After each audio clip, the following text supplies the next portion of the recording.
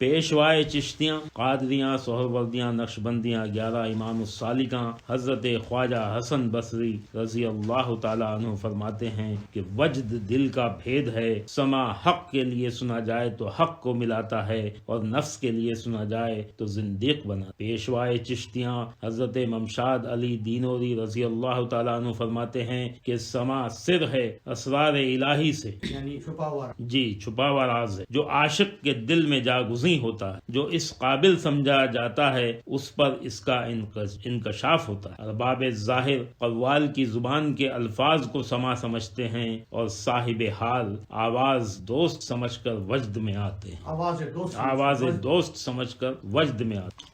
امام چشتیاں حضرت ابو محمد چشتی رضی اللہ تعالیٰ عنہ کے ارشادات ہیں کہ 100 سال کی ریاضت اور لمحہ بھر کا سما برابر ہے۔ اللہ اکبر اللہ، 100 سال کی ریاضت اور لمحہ بھر کا سما برابر ہے۔ عوام سما کے راز کو نہیں جان سکتے، دل کی کشادگی چاہتے ہو تو سما سے لذت حاصل، سبحان اللہ۔ مقتدائے چشتیاں حضرت خواجہ ابو یوسف چشتی رضی اللہ تعالی عنہ، عزیز جو چیز سما سے حاصل ہوتی ہے، فرماتے ہیں کہ عزیز جو چیز سما سے حاصل ہوتی ہے وہ 100 سال کی ریاضت سے بھی حاصل نہیں ہوتی۔ اللہ، حجت الاولیاء شرف الاسلام و چشتیاں خواجہ مودود چشتی رضی اللہ تعالیٰ عنہ فرماتے ہیں کہ صاحب سما خلق سے بیگانہ اور خالق سے یگانہ ہوتا ہے۔ سما کا راز بیان میں نہیں آ سکتا، اظہار ہو تو عین القضات کی طرح قابل شرار ہو۔ حضرت حاجی شریف زندنی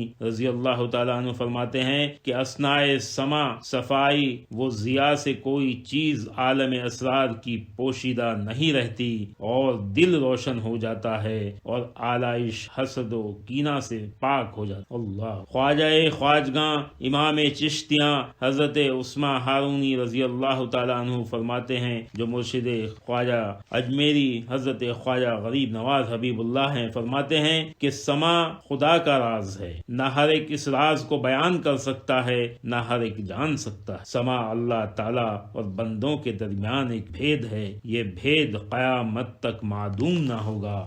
ہمارے فرزندان روحی سما سنیں گے اور کوئی اہل سما پر فتح نہ پائے گا، یعنی چشتی قیامت تک کو سنتے رہیں گے، یہ کبھی معدوم نہ ہوگا۔ راگ زبان خواب سے ایک عبادت ہے، اللہ، جس میں اللہ تعالیٰ نے بہت اسرار پوشیدہ کیے ہیں، یعنی ہر آدمی میں راز، ہر صورت میں عبرت، ہر نوا میں دوا، ہر تار میں کار اور ہر رود میں ثبوت۔ اللہ، خواجہ خواجگاں حضرت خواجہ غریب نواز حبیب اللہ رضی اللہ تعالی عنہ اجمیری کو سما کا بہت ذوق تھا، اکثر علماء و فضلاء و مشائخ آپ کی محافل سما میں شریک ہوتے تھے۔ جو شخص آپ کی محفل عالی میں ایک بار بھی سما سن لیتا تھا وہ صاحب ذوق و شوق ہو جاتا تھا۔ اللہ، حضرت خواجہ قطب الدین بختیار کاکی رضی اللہ تعالیٰ عنہ فرماتے ہیں کہ ہمارے خواجہ غریب نواز حبیب اللہ کی محفل سما میں حضرت شیخ شہاب الدین عمر سہروردی رحمہ اور حضرت شیخ محمد کرمانی، شیخ محمد اصفہانی، شیخ جلال الدین تبریزی، مرید خواجہ ابو سعید رضی اللہ تعالیٰ عنہ، شیخ عہد الدین کرمانی، شیخ احمد، شیخ برہان الدین غزنوی، خواجہ سلیمان، شیخ عبد الرحمن قدس اسرارہم اور دیگر مشائخین بغداد و اکناف حاضر ہوتے تھے۔ اللہ، صاحب اقتباس الانوار کا بیان ہے کہ حضور خواجہ بزرگ حبیب اللہ کی وجہ سے حضرت غوث پاک نے محفل سما منعقد کرائی۔ صاحب اقتباس الانوار کا بیان ہے کہ جماعت صوفیہ کے اہل فقہ و حدیث و معرفت بنوائے علوم شریعہ مثل ابو القاسم تشتری، شیخ ابو طالب مکی و شیخ شہاب الدین سہروردی رحمہ نے اپنے مصنفہ رسائل میں جو کچھ لکھا ہے وہ اباحت سما قولاً و فعلاً کرتا ہے۔ خواجہ قطب الدین بختیار کاکی رضی اللہ تعالیٰ عنہ نے دلیل العارفین میں خواجہ بزرگ حضرت خواجہ خواجگاں خواجہ معین الدین چشتی اجمیری حبیب اللہ کا یہ واقعہ ارقام فرمایا ہے کہ ایک مرتبہ خواجہ یوسف چشتی رضی اللہ تعالیٰ عنہ جو خواجہ قطب الدین مودود چشتی رحمت اللہ رضی اللہ تعالیٰ عنہ کے پوتے ہیں کی خانقاہ میں چند درویش صاحب جمال و نعت دائرے میں حاضر تھے اور یہ بیت پڑھ رہے تھے: عاشق بہوائے دوست پرجوش بود، عاشق بہوائے دوست پرجوش جوش بود و زیاد محب خویش مدہوش بود فردا کہ بمحشر خلق حیران باش نام تو دروں سینہ و گوش. خواجہ غریب نواز فرماتے ہیں کہ اس موقع پر حبیب اللہ کہ اس موقع پر میں بھی موجود تھا. میں اور دیگر درویش اس بیت کے سننے سے 7 رات دن تک بے ہوش رہے اور رقص کرتے رہے. جب قوالی اور شعر پڑھنا چاہتے تھے تو ہم یہی کہلواتے تھے. ان درویشوں میں سے 2 ایسے بھی بے خبر ہو کے زمین پر گر پڑے اور درمیان سے غائب خود رفتہ ہو گئے مگر ان کا خرقہ برقرار رہا. چشتی حضرات میں سما صرف جائز نہیں بلکہ عبادت ہے، اور عبادت بھی ایسی جس میں صوفیاء نے غلبہ ذوق و شوق میں اپنی جانیں تک نظر کر دیں. چنانچہ محفل سما میں جب قوالان نے یہ شعر پڑھا، کشتگانے خنجرے تسلیم را کشتگانے خنجرے تسلیم را ہر زماں از غیب جان و دیگر است ہر زماں از غیب جان جانو دیگر است. تو حضرت خواجہ قطب الدین بختیار کاکی رضی اللہ تعالی عنہ کی آتش عشق اس درجہ بھڑکی کہ محفل سما میں آپ کا وصال ہو گیا. اللہ.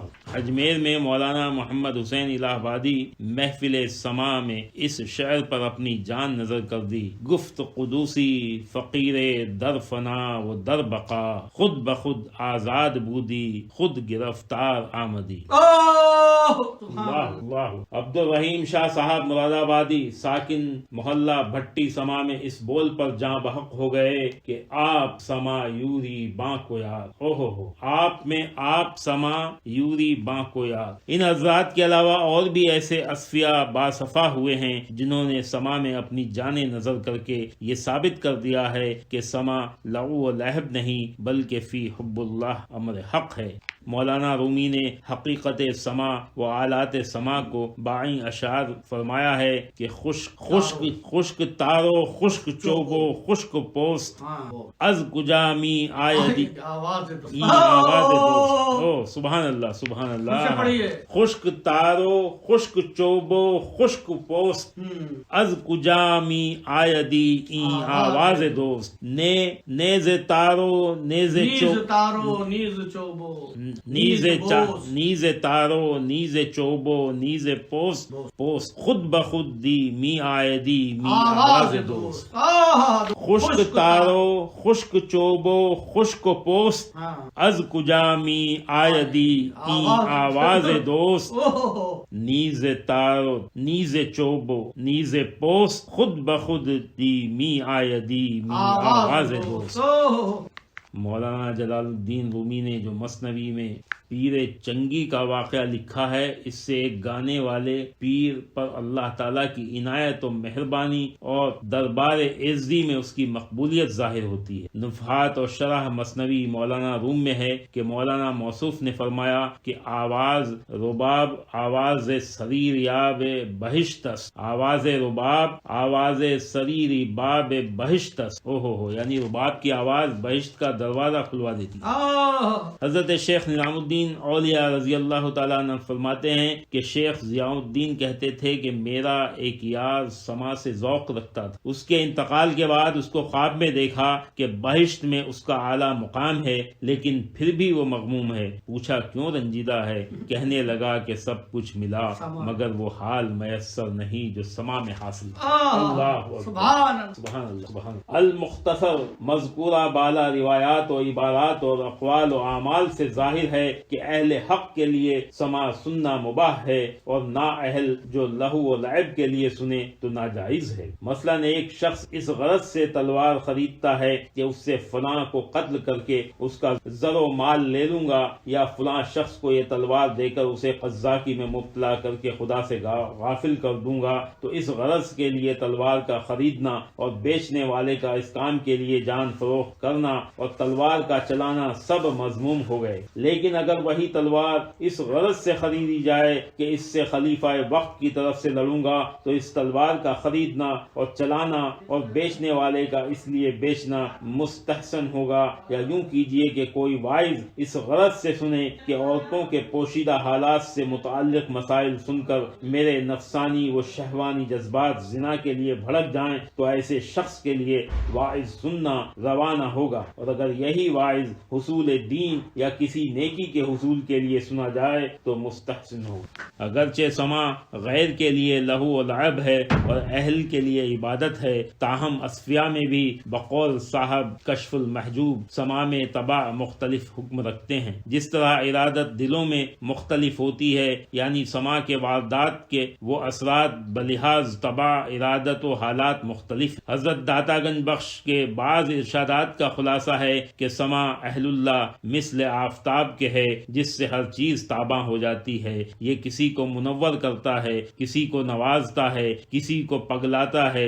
ان تینوں کے تین مرتبے ہیں، ایک مبتدیاں، دوسرا متوسطاں، تیسرا کاملہ کا ہے۔ سما وارد حق ہے، مبتدیاں مائل بحدیث حق نہیں ہوتے مگر متاثر ہوتے ہیں۔ ایک گروہ سوزش سما سے بے ہوش ہو جاتا ہے اور ایک گروہ ہلاک ہو جاتا ہے۔ سما کسی کو دوست سے قریب کرتا ہے اور کسی کو واصل بحق کرتا ہے۔